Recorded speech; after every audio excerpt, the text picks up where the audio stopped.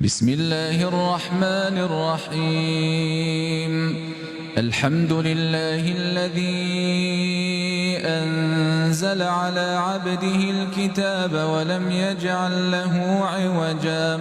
قيما لينذر بأسا شديدا من لدنه ويبشر المؤمنين الذين يعملون الصالحات أن لهم أجرا حسنا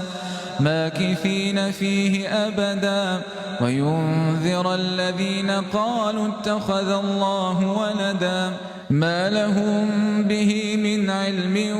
ولا لآبائهم كبرت كلمة تخرج من أفواههم إن يقولون إلا كذبا فلعلك باخع نفسك على آثارهم إن لم يؤمنوا بهذا الحديث أسفا إنا جعلنا ما على الأرض زينة لها لنبلوهم أيهم أحسن عملا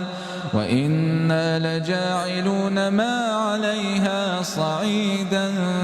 جرزا أم حسبت أن أصحاب الكهف والرقيم كانوا من آياتنا عجبا إذ أوى الفتية إلى الكهف فقالوا ربنا